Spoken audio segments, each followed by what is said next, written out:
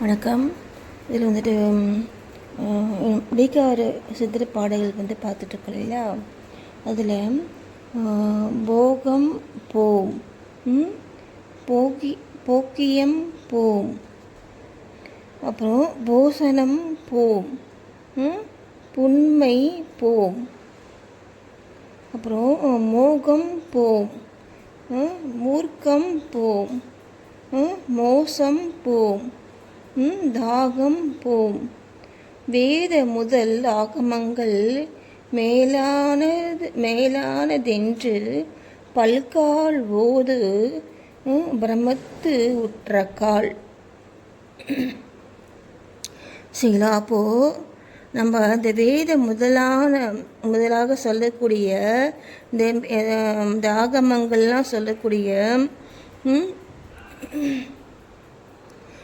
இது வந்து இந்த நம்முடைய அந்த கடவுள் தான் என்ன ரொம்ப ரொம்ப மேலானவங்க அப்படின்ட்டு சொல்லுது இல்லையா. அந்த மாதிரி நூல்கள் எல்லாம் அந்த பிரம்மத்தை நம்ம வந்துட்டு சொல்லும் பொழுது, நம்ம வந்துட்டு நம்ம வாயினால் நம்ம வந்துட்டு உச்சரிக்கும் பொழுது என்ன நம்மக்கிட்டே இருந்தது என்னை வந்து எது இதெல்லாம் போகும்னா போகம் போகும்.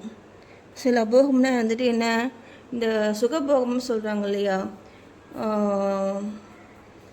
அது வந்து என்னென்னா நம்ம தேவைங்கிறது வேறு, அதே மாதிரி என்னுடைய திருப்திங்கிறது வேறு, போகம்ங்கிறது வேறு. சரிங்களா?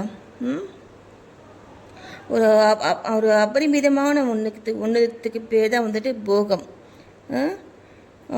அது வந்து அவசியம் இல்லாத ஒன்று நமக்கு இல்லையா.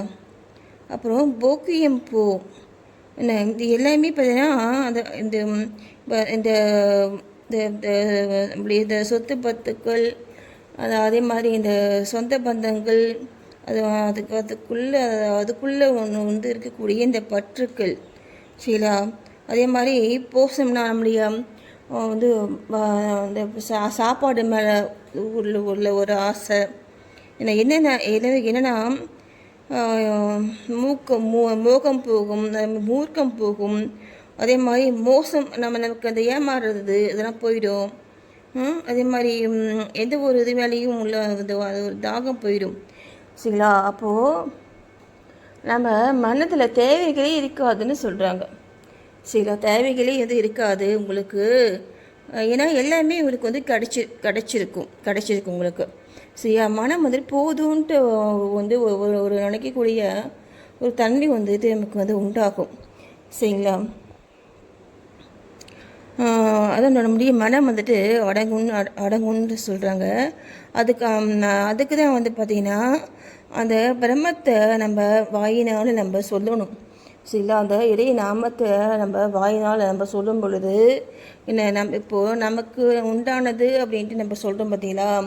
இந்த மாதிரி விஷயங்களுக்கு மேலே இருக்கக்கூடிய இந்த பற்றுக்கள் நமக்கு போகும். பற்றுக்கள் நமக்கு போனால் தான் நம்ம வந்து பெற வேண்டிய நோக்கத்தை நம்ம அடைய முடியும்.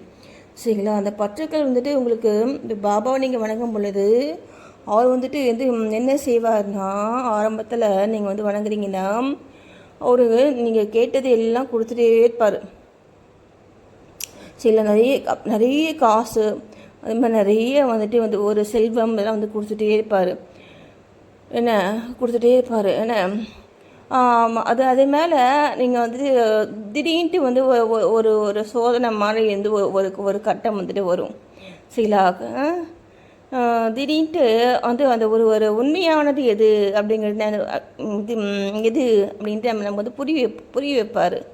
சரிங்களா? அப்போது அவ்வளோ செல்வங்கள் இருந்தும் இருக்கும் பொழுது உனக்கு கிடைச்ச மரியாதை இப்போ இல்லாதப்போ உனக்கு கிடைக்கக்கூடிய மரியாதை. அப்போ எதுக்கு அந்த மரியாதை கிடைச்சிது? அந்த செல்வத்துக்கு தான் கிடைச்சிது இல்லையா. அப்போ உனக்கு கிடைக்கல. அப்போ உனக்கு கிடைக்கிறதுக்கு நீ என்ன பண்ணணும்? அதை பண்ணு. அதை சொல்கிறதுக்கு தான் அவர் அந்த மாதிரி இந்த சோதனையை அவர் வந்து தர்றதே. சரிங்களா? அவர் வந்துட்டு அவருடைய நோக்கமாக பார்த்தீங்கன்னா அந்த வீதிப்பை வந்துட்டு அடைய வைக்கணும், மக்களுக்கு வந்துட்டு அந்த ஒரு உண்மையை வந்துட்டு புரிய வைக்கணும் அப்படிங்கிறதுக்காக தான் அவருடைய இதுவே வந்துட்டு அவர் வந்துட்டு அவருடைய போதனையிலேருந்து எல்லாமே வந்துட்டு அதே மாதிரி தான் இருக்கும். அப்போது நம்ம அதை மாதிரி நம்ம உணர்ந்து நம்ம செயல்படும் பொழுது அந்த பிரம்மத்தோடைய அந்த ஒரு மந்திரங்களையோ இல்லை ஏதாவது வந்து ஒரு ஜபத்தையோ நம்ம வாயினாலே நம்ம சொன்னாலே போதும். நம்மக்கிட்ட இருக்க நமக்கு இதில் இப்போ இதில் சொல்கிறது எல்லாம் பார்த்திங்கன்னா வந்துட்டு ஒரு அளவுக்கு அதிகமான வந்து ஒரு ஒரு ஒரு விஷயங்கள் இல்லையா.